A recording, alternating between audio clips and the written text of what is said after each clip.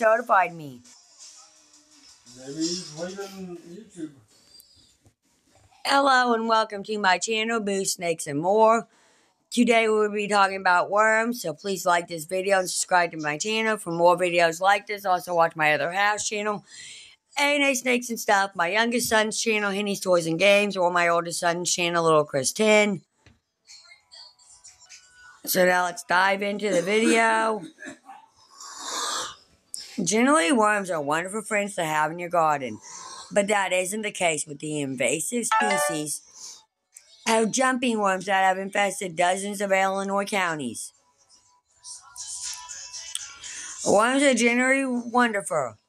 Your average worm, there are actually several different kinds, including those that hang out in leaf litter and those that burrow vertically into the ground, are really good for our ecosystem. In fact,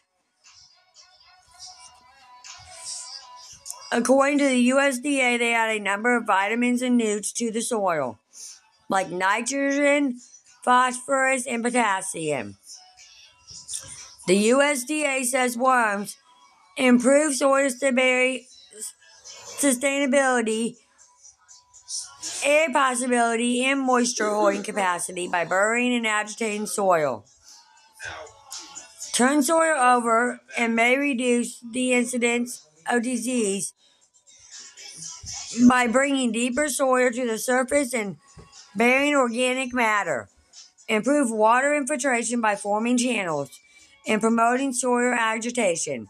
Improve root growth by creating channels lined with nutrients for plant roots to follow. Worms make excellent composters and when added to garbage can create incredibly nutrient-rich fertilizer, according to the Department of Environmental Management in neighboring Indiana. Invasive worms in at least 47 counties in Illinois. While your average run-of-the-mill worm is your friend in the garden, there's an invasive species that is not a friend but a foe. The invasive Asian jumping worms, sometimes called Alabama jumpers, crazy worms, or snake worms due to the way they move, have been confirmed in at least 47 Illinois counties and are suspected to have infiltrated at least 3 more, according to Illinois University. The invasive jumping worms and the damage they cause. These garden pests will eat up all of the organic material at the surface of the soil, destroying lawns, gardens, farmland, and forest. The waste left behind looks like coffee grounds and offers no nutritional value to plants. They also do not aid in air and water flow for the soil like regular worms do. How did jumping worms get to Illinois? These worms are not native to Illinois, and they also do not migrate. That means that humans are primarily responsible for the jumping worms that now call Illinois home. At one time, they were sold for fishing and composting.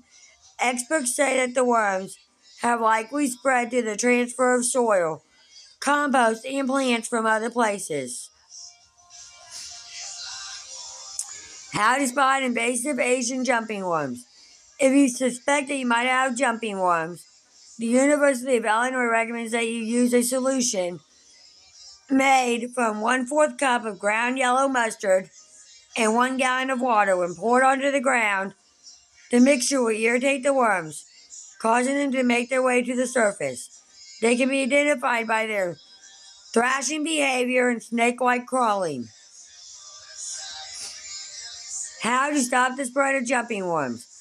Gardeners should avoid sharing soil and compost, as well as avoid bringing home potted plants from unknown sources. Additionally, municipal leaf collectors can also contribute to the spread.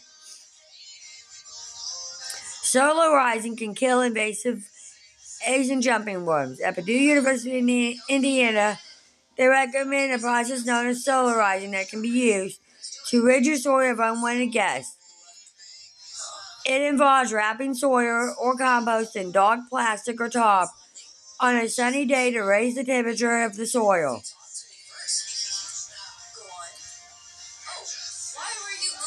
What to do if you spot an invasive species in Illinois.